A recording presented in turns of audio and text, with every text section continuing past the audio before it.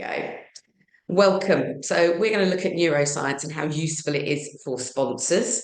If you are a sponsor of any change initiative, can you put S in the chat, please?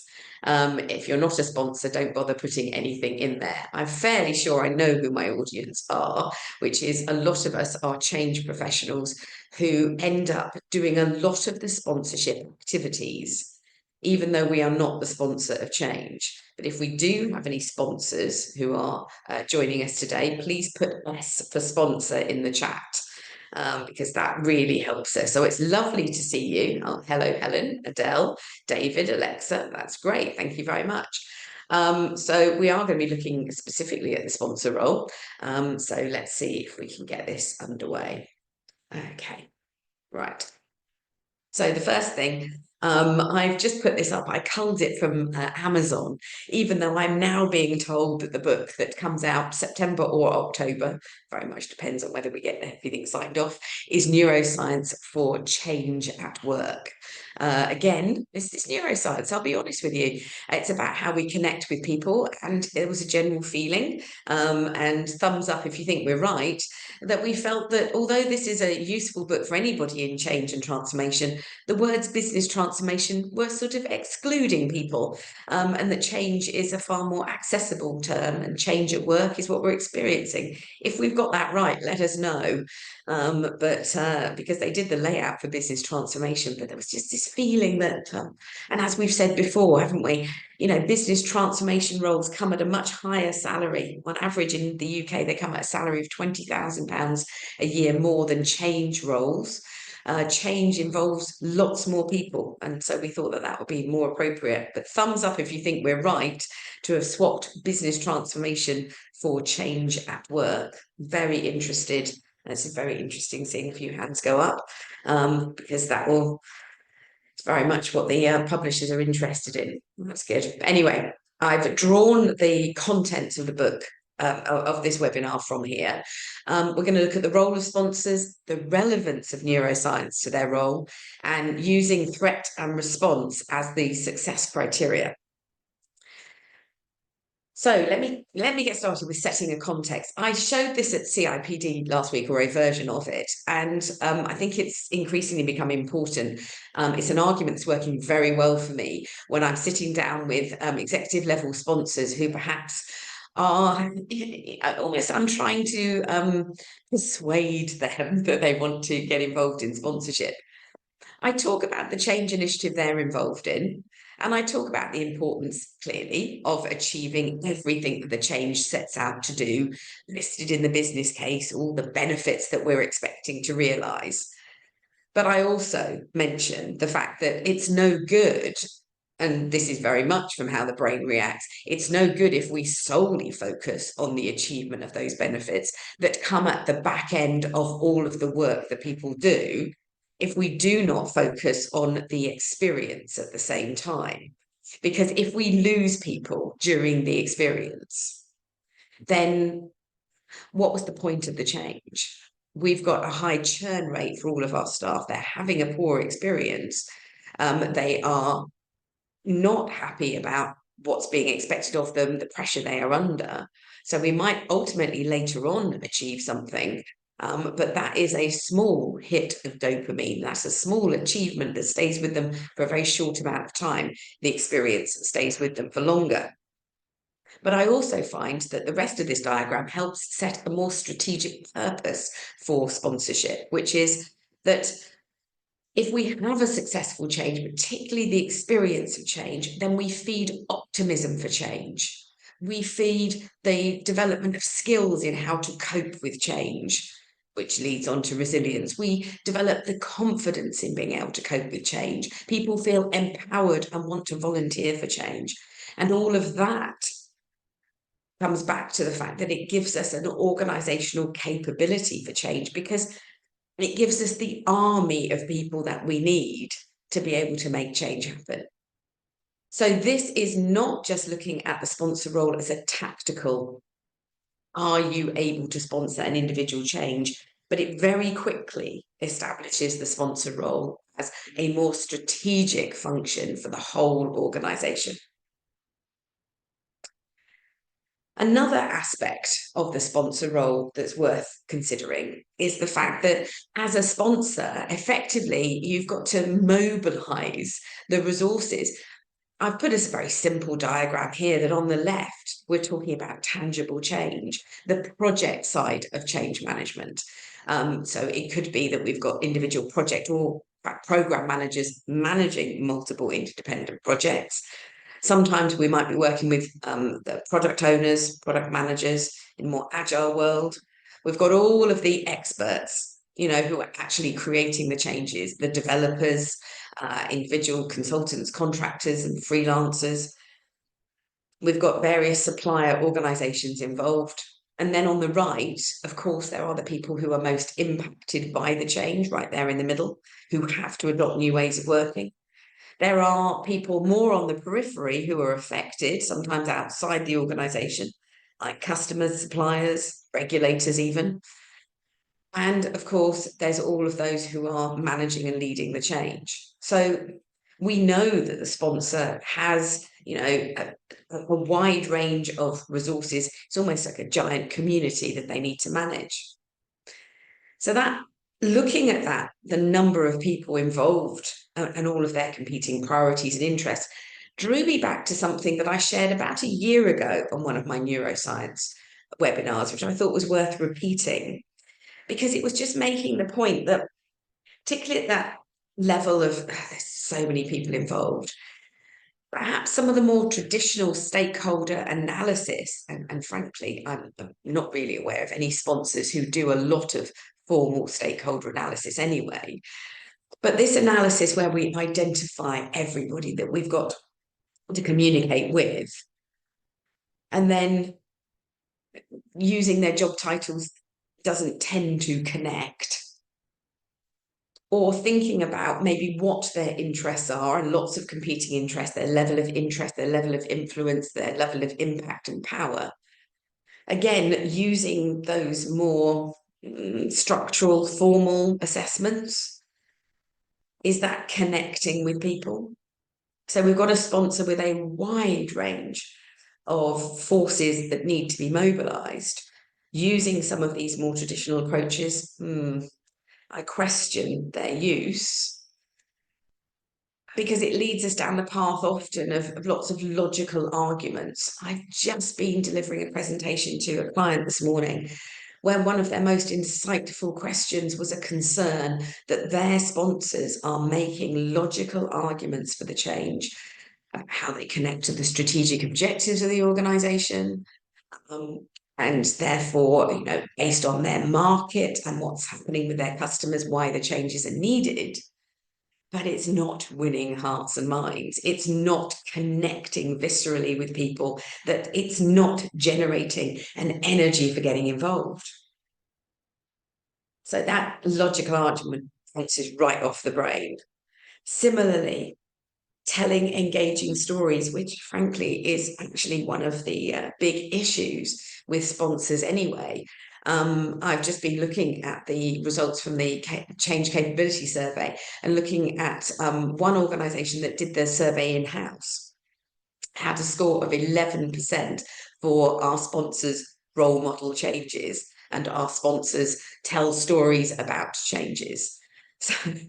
So I'm just not sure that there's much engaging storytelling being told anyway. So I think when we're making the argument that in terms of how to do the sponsor role, what should sponsors be focusing in on, I think we come back to brain-friendly messages. We want to have that connection, that immediate, the brain can't help but react, because what you are saying absolutely matches the need in the brain. I'm going to look at what some of those needs are, because our brains are wired to try to avoid pain, and pain at work, emotional pain, uncertainty at work it's exactly the same center in the brain as physical pain. So we want to avoid the pain of feeling left out, feeling left behind. We want to give people the pleasure of working collaboratively with people that they feel that they have something in common with, that they're all heading in the same direction, that they've got autonomy, they've got self-direction over what they do. These are the things, these are the key messages that we're looking to connect with. So for me, this is part of the argument about why neuroscience is relevant. It absolutely changes how I manage change. But I think we can now start to sort of make a far more intelligent argument for how sponsors might sponsor change. I also think that we need to consider the specifics of the role. This is something I've been doing a lot in my sponsor training recently, in that I've got away from that giant shopping list of all the things that sponsors need to be doing because, frankly, their eyes glaze over and they don't retain it. Not dissimilar actually to some of the stuff that's ProSci, when they were starting to report in the last couple of years on what are the effective criteria for change. They've started to group theirs under some headings. These are my headings. I don't know if they work for you, but I sort of say to my sponsors, you have got to set and reset the scope. You are in an agile world. You cannot say that the scope of change is this and think that it's going to remain unchanged. So there's an active involvement that we need from you. But when we think about when you set the scope of the change, what you're doing also for all of those affected is you are triggering anxiety that of loss of understanding of the current ways of working, loss of status associated with the current ways of working. You're triggering learning anxiety about how to learn and develop the skills for the new ways of working. Throughout the change, we need the sponsor to be actively communicating, passing on key information that will involve things like timings and who's involved, the resources involved, as well as the linkages to other changes, and hopefully bringing a more cohesive, holistic picture. But of course, all of that information has the capacity to trigger anxiety and fear, because it's about the pressure that people are under, the timings that they're trying to work on this change, but also trying to deal with business as usual. So there's an awful lot here where the sponsor can trigger sort of very negative feelings. And then, of course, the sponsor is responsible for making sure people are participating and that they are making changes happen and that they're practicing them significantly, because it's only through practice, regular practice, that something becomes a new way of working. So for me, those are the three sort of key areas of any sponsorship role. And each of those has the capacity to cause concern, anxiety, and fear, which inhibits people willing to change. Because if you think something is going to be negative, you're not going to volunteer for it. People tend not to put their head above the parapet. It's going back to the old joke about turkeys not volunteering for Christmas. So it's exactly this that we should be looking for. So that brings me to a diagram I show in all of my neuroscience webinars now, because I'm at its most simple level. This has provided me with the success criteria for any change activity that I do, because I think about the threat and I think, well, what I need to do to create motivation for change. And at the heart of it, sponsors, what we want from them is we want them to fuel motivation. Change only happens when every single individual decides to work differently. That decision comes from their own inherent motivation, that intrinsic motivation. Sponsors can absolutely set an environment that inspires that motivation, that encourages that motivation, or not.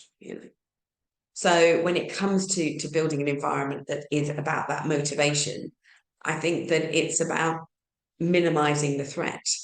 And we've got to look at where the threats come from. The biggest threat that we are going to look at, by the way, we're going to look at some practical things for doing this, because this is not a lecture. This is much more about practicality. So people feeling that they don't have the time to make change happen is the predominant feeling. I know you all feel that. I can see nodding even as I'm talking. I've said it before, there are a number of surveys coming out just showing how involved people are in other changes, current ways of working. And on average, and I'm doing this not only as the change capability survey, but all the work I'm doing, I'm getting a response where about 1/5 of people feel that they've got enough time to get change done. 80% are saying, no, not a hope. So there is a massive threat every time we talk about another change. People just think overload, they think I'm overwhelmed. Fearful, people are fearful that they don't have the skills for this. The last few years, I think we've been doing quite a lot on digital transformation. I see an awful lot more organizations now trying to build out skills for digital skills, for data analytics skills, for coping for a world of AI. And an awful lot of our changes are changing how people work. And I think that's just going to accelerate. I mean, ChatGPT's only been with us since November of 22, so less than 18 months, and already we're starting to see a huge number of initiatives off the back of that.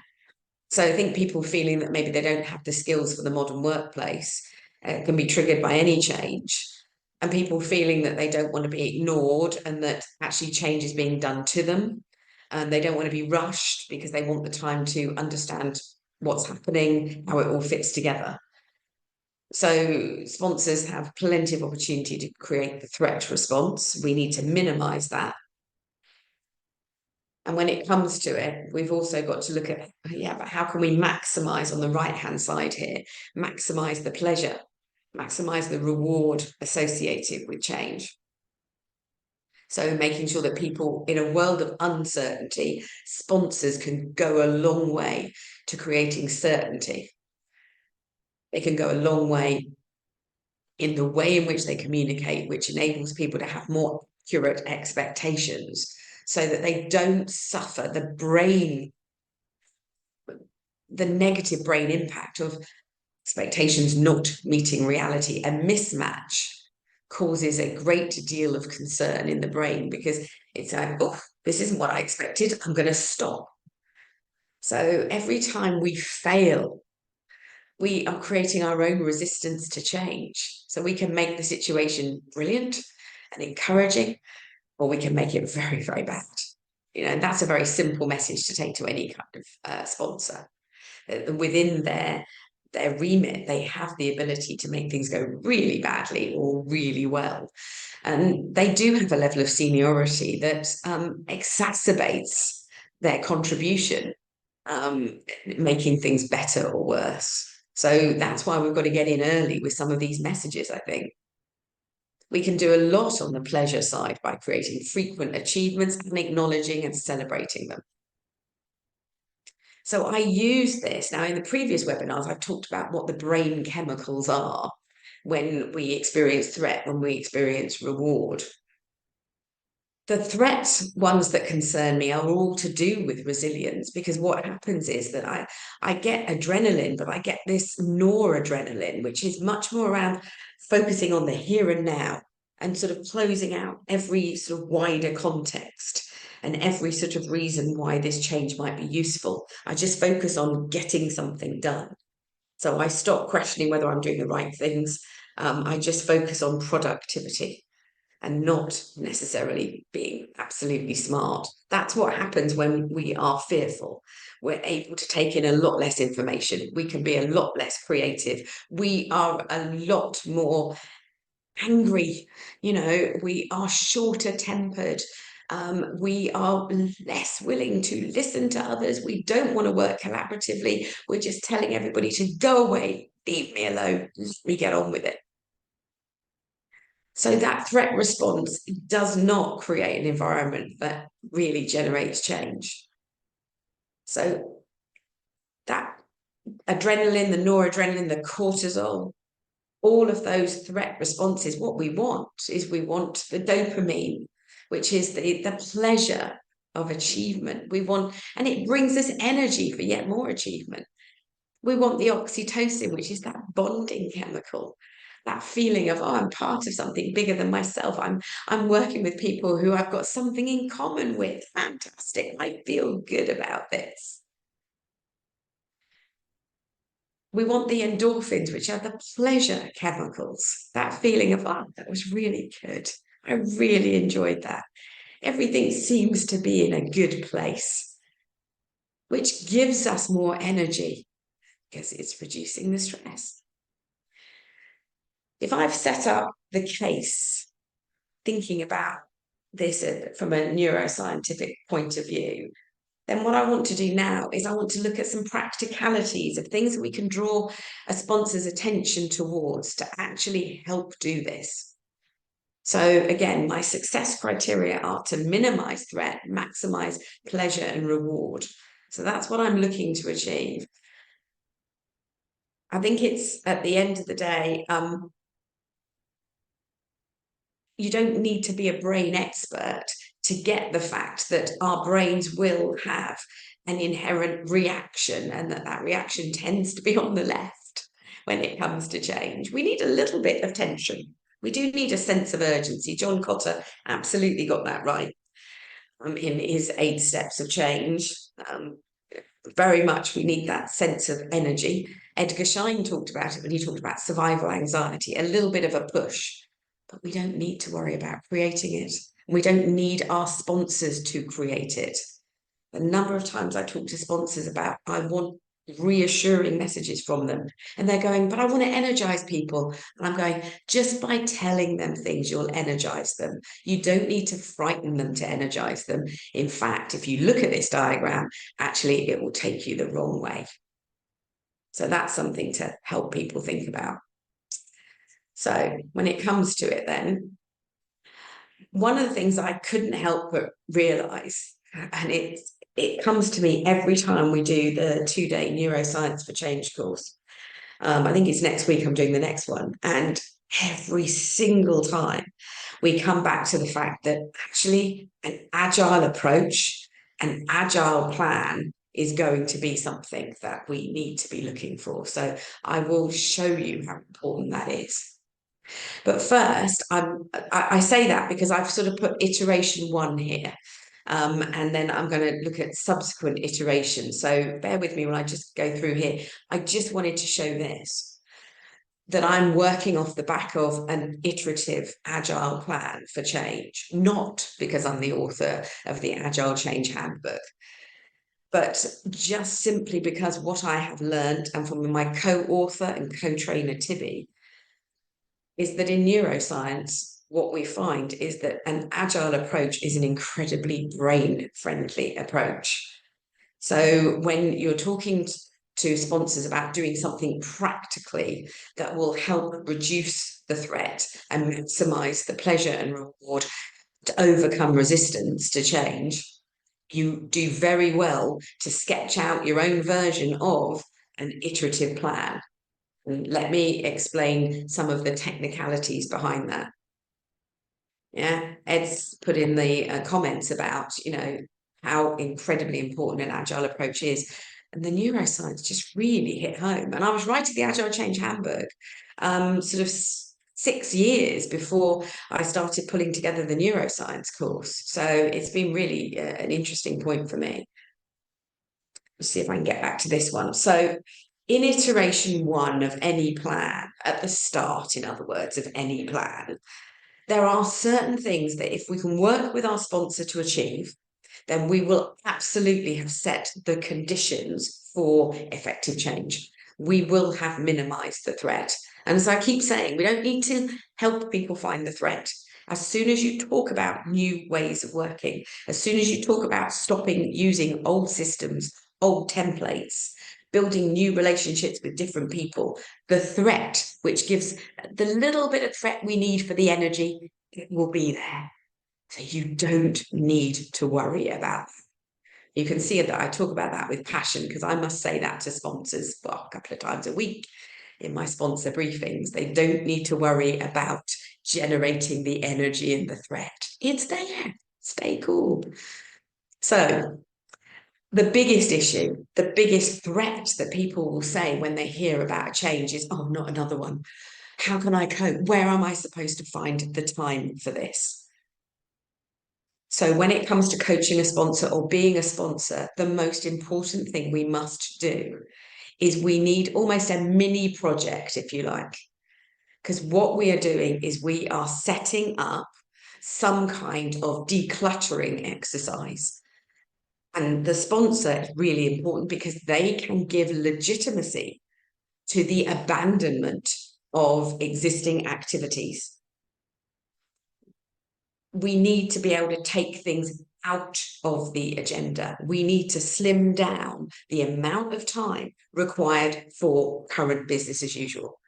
Now, if you run any session like this, which I do probably at least once a week, you will find that immediately people turn to meetings and how to use those more effectively, absolutely as a time saver, along with things like presentations, reports, that kind of thing.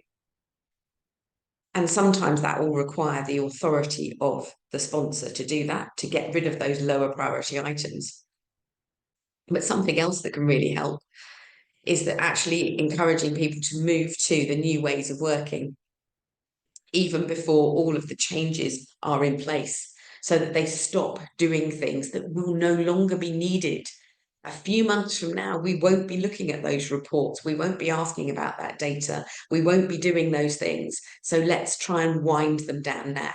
It will give us the time to adopt new ways of working, but it also hits home very much that we are changing, we're moving on.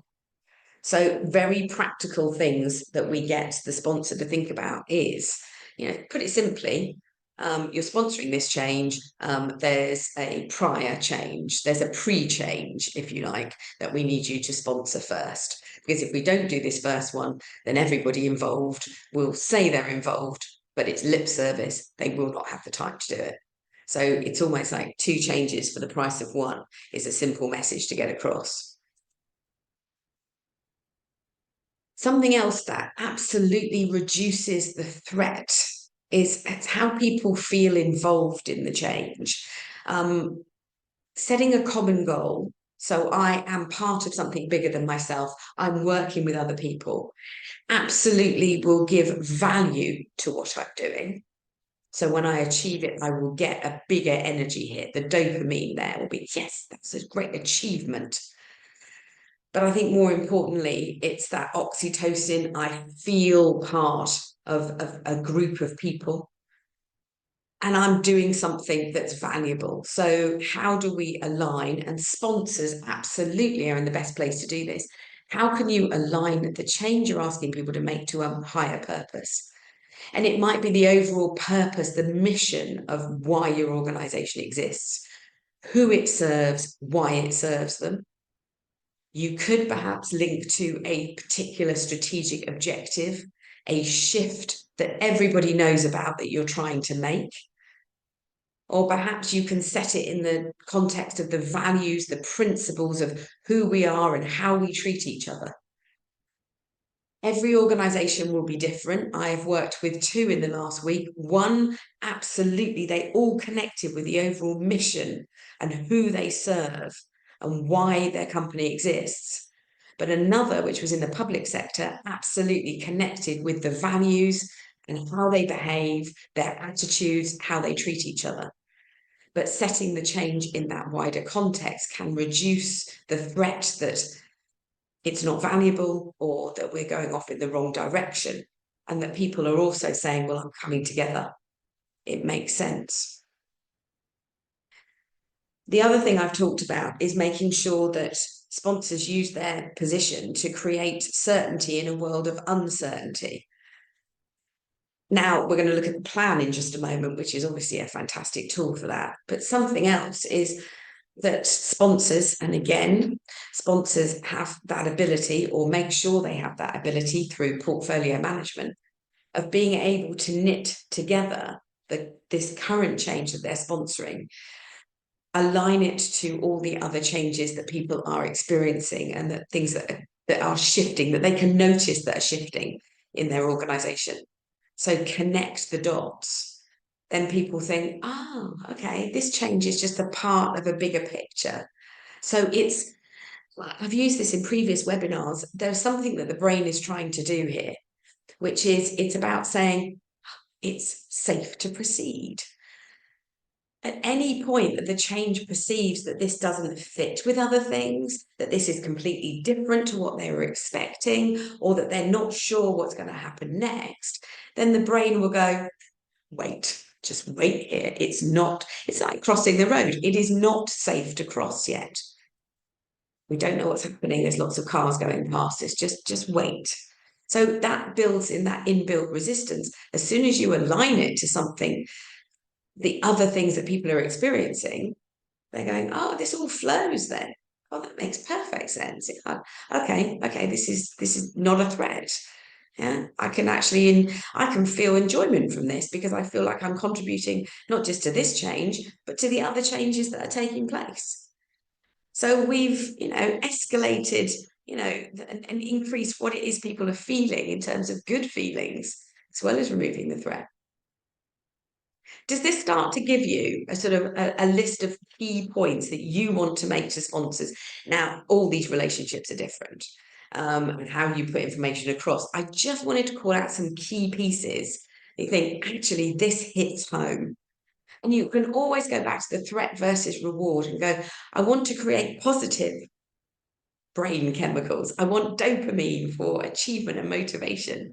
I want oxytocin for bonding and trust. I want endorphins for pure pleasure, because that will create energy, and energy is what fuels change, because it fuels participation, which makes change real. So I think you can always draw it back to threat and reward. But this gives your sponsors something meaningful to do at the start. And of course, you're going to point out that if you are working in a more iterative way, what does that mean in reality for a sponsor? It's worth reminding them that it means that all that energy that they might bring to the launch of a change, sometimes you see your sponsor at the launch, but you never see them again. Yeah. It's reminding them in a more agile, iterative approach, actually, they have to relaunch every iteration, increment, wave, tranche, whatever you want to call it. You need your sponsor to come right back in. I am talking about the worst case scenario, right? Sponsors who speak once and disappear forever. But actually, I am a judge on, this is horrifying to say this, because the Change Awards, a big event in London tomorrow night, and I'm a judge on the new award that we put in this year for Sponsor of the Year. I can't tell you how heartbreaking it was to see how few applications we had. And when I went round my entire, and you are all part of my extensive network, when I went round my extensive network, the feedback I got was, well, we can't submit anything. We've got useless sponsors. There isn't anybody that I'd want to put up and say they've done a great job. Because if I do that, Mel, and write an application, I'm endorsing things when they're absolutely useless. And they'll think that what they've been doing and how little they're doing of the role is normal then and acceptable, or in fact, worthy of an award. So that in the last few months, that's been pretty heartbreaking. Put your hands up if you are feeling the same way, that actually you do have a lot of sponsors who turn up, at best, they turn up at the start, they turn up again at the end, and you don't see them in the middle. Yeah, okay. Yeah, I can see hands going up. Yeah. Few of you are still looking for the buttons, I can see. Yes, okay. So remembering that this here, we talked about iteration 1, but I would just emphasize that this is all stuff that has to be repeated throughout. And then going forward, what our sponsors can do, and we can have a real impact. As I've said, I've put up here an agile sort of roadmap with a few things I want to talk about. The first is that by having this agility, by laying out any kind of roadmap and being seen to endorse it, the sponsor can create certainty, because what they are giving you certainty of is not every single deliverable on the change, but what they are saying is expect an iterative journey, expect an evolving solution, because I do. So that can be incredibly helpful, because what they're saying is What I am certain of is that we're going to change direction a few times, rather than saying, I'm certain this is exactly the plan. Because if you do that these days, then that creates a huge amount of threat. As soon as you put up a detailed plan, people instinctively know that we won't be able to stick to it because there are circumstances changing all the time. So they are immediately anxious that actually reality won't meet expectations. And as soon as you have that misalignment between what is happening and what you expect to happen, it causes a great deal of stress. So I think, again, if you can do anything, you can get your sponsors to using some kind of visual that draws an iterative plan that shows to their audience, we are going to edge our way through this because there are so many changes in our wider environment. So first and foremost, an agile plan can help achieve that. Few other things that I think we can use to be brain friendly effectively.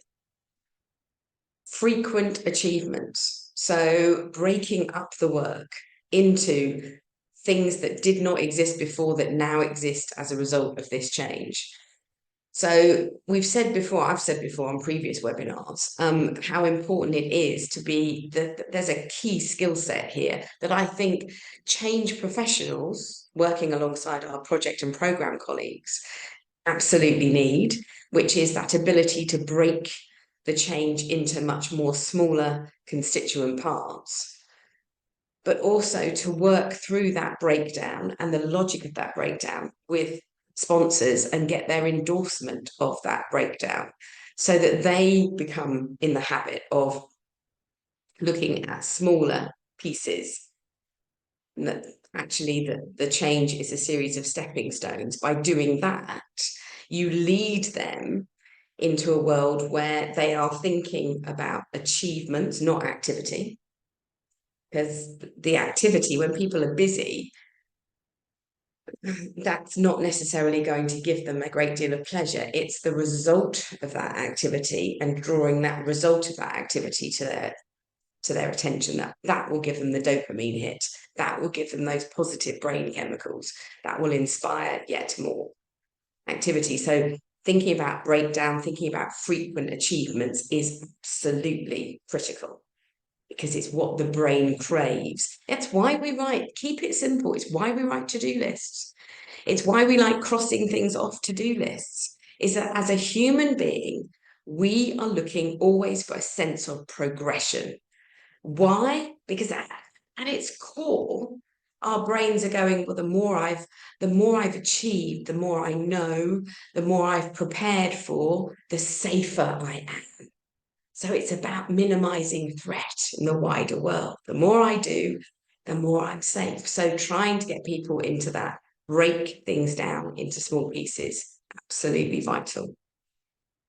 And of course, that also leads us to something else, which is making sure that and again, this is about sponsor involvement. So I will sit down with a sponsor and I will call up on my phone, I will call up my Outlook calendar, and I will work with them on their Outlook calendar to make sure we are booking in times when they can be celebrating success, acknowledging success. It sometimes means that, I have to book 3 to 4 months out, sort of, the odd pizza party, maybe some team meetings where I would like them to turn up.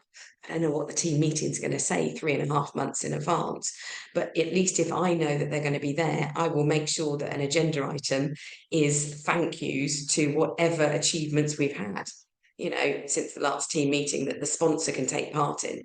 So respecting their calendars as I do, I book their appearances far in advance. I just don't know exactly what it is we're going to be celebrating, but at least I know that I've got their involvement. So another little trick for also sort of making their involvement sticky is actually putting stuff in the diary with them as you're talking to them. I don't expect them to type on the keyboard. I will sit there with my Outlook calendar and I will create the event and just send the invite direct to them. So they are there in the calendar before anything else happens. So we've always said, haven't we, as change managers, our ability to plan ahead is absolutely crucial for guiding all of our stakeholders. Well, it's a classic example with sponsors. And something else that, as I've said before, off the back of the neuroscience course, one of the things that really has hit home so much in terms of positive brain chemicals is the need for a reset. Is the need in the course, my colleague Tibby talks about peaks and valleys. One of the most important things that I have learned is that the brain can do brilliant things when it's heading towards a peak, that there's a lot of adrenaline, a lot of cortisol, that we're getting stuff done, and we're being powered through dopamine. Every achievement we have is a tick in the box. We feel good about it. That keeps us going. But having deliberate moments where we come straight off that and we're in the valley. That valley is where we rest, we reset, we reflect, and therefore where we learn. We just take some time out. Off the back of that, over the last couple of years, in pulling together the Neuroscience for Change course, it has absolutely changed my engagement with sponsors, because it is only through their seniority often that I can get a plan that includes these reflection points at a bigger point, and we talk about lessons learned. I don't think that's helpful, because it almost implies there's a stick to beat people with. I am talking about reflections. I am talking about summarizing what we've achieved. So going back over our achievements and how they link to other achievements. So there is that exponential growth of what we've achieved. But in doing that, you create moments of insight. I don't personally find, I had somebody on the phone this morning who was talking about her neuroscience background and how she wants to bring in mindfulness and breathing techniques. And I thought, I don't disagree with you at all, but that is not going to play with your sponsor. Your sponsor does not want to pay people to breathe more deeply, generally speaking. But what I can do is I can make an argument with sponsors about how we have exponential growth of what's been achieved already by reflecting on what's been achieved. And it will generate more incisive, more insights, more innovation. So sometimes I will set out reflection, but sometimes I'll call it ideation or innovation, whatever word I think is going to connect with my sponsor. But I absolutely believe now more than ever that we have to have these periods between peaks of activity. And it's what the brain craves. Absolutely. It fuels the brain for the next activity. There's a difference here between we are asking people to sprint. The problem is, I think we've created ourselves an environment where actually we've asked them to sprint, but for the duration of a marathon. You wouldn't do that, would you? But we've just had the London Marathon, yeah? You don't have people running for 26 plus miles. It's the pace of a sprinter. Yeah. So when we sprint and rest, sprint and rest. That is what we've got to build into our plans. So whatever analogy works for you, I only did that because it's the London Marathon at the weekend, but have a think about something that will help your sponsor engage with that, because I think that is a critical piece. So this is why I've bothered to do the Neuroscience for Change course. Before that, I'd already started practically applying a lot of the neuroscience learning to practical techniques, practical activities. And the Agile Change Coach course is absolutely stocked full of them. But I am on a mission to make sure that we, as a change community, upgrade our understanding, and that we start applying how the brain works to what it is that we do.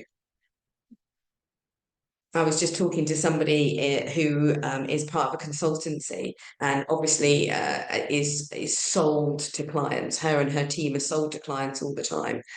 And we were talking about their account managers and saying, you know, it is such an easy sell. When we look at how qualified you are, particularly with cutting edge qualifications, well, certainly the clients think they're cutting edge in terms of agile and neuroscience. And I am on a mission to make sure that we as a profession have got qualifications that I think are taking us forward, that are future, looking at the future. And neuroscience absolutely is critical to this. I think that this key skill set. And I think there's all this wonderful feedback, but it's whether you call them insights, aha moments, or moments of discovery. The thing that I keep coming back to is that in the 2 days, I've never trained the course the same way twice, because people have different questions, different discoveries during the course. And this webinar came out of the fact that, we were looking at how do we apply neuroscience to managing change initiatives. And there was a whole big conversation in the last course about how this applies to the role of sponsors. And so hopefully I've just scratched the surface. I could do a couple of days on this, but I've absolutely baked in what we're saying here to what it is that I am dealing with in terms of my sponsors, the sponsor coaching that I do, the sponsor conversations I have when going back through the old theories for a moment. Peter Block used to talk about how important it was to have a contracting conversation between those managing the change and those sponsoring it. And absolutely, this goes back to everything I've done so far, goes back to this here goes back to the heart of the conversation that I have with my sponsor about what's the best environment, and then invariably talking about how we establish that environment, and then using an agile plan to sort of really hit home on the practical things they can do. And in my experience, if you ask sponsors to do something quite specific, quite practical, they are much more likely to do it. Otherwise, left to their own devices, they're not sure necessarily what the contribution is that's expected of them or what would be most useful, so they don't contribute. They stand on the sidelines. And that's the bit that I want to avoid for all of us. Anybody got any specific questions? There's a lot. I'm really grateful that you're sharing your perspectives in the chat. I'm just trying to answer some of the questions. And Willem's asked a question. There is an agile change agent course which very much maximizes on creating that roadmap, using benefits to organize the order of what we create in that roadmap, as well as some techniques on relationship building and environment. The Agile Change Coach course has got 41 practical techniques, all drawn from neuroscience, about how we lead people through a change, from making them initially aware, and obviously keep making them aware, making them feel good, positive, winning the argument for change, drawing them together to participate, building their resilience to keep participating and to celebrate. So that's the Agile Change Coach course. Is a very practical, I'm going to lead you through the transition from current to new ways of working. The neuroscience course takes it up a level, I think, in that it gives you a model to think about how the brain works. You can apply it to any situation. We're obviously looking at it through the lens of business change, but you can use it for anything. And as I said, it's absolutely changed the words I use, the points I make, when I make them, the things that I draw people back towards. But if I want to summarize everything I've learned from my forays through neuroscience, it will always be that threat and reward become your success criteria. Minimize threat, maximize reward to get rid of resistance to change. And hopefully today I've just illustrated again how this all fits together. But thank you very much for joining me. It's been an absolute pleasure. Thank you for your questions, your feedback. And you can always get hold of me in LinkedIn or melanie@agilechangemanagement.co.uk for more questions. If you want to do some feedback, I'm very happy. If you've got specific questions, I'm very happy to address them.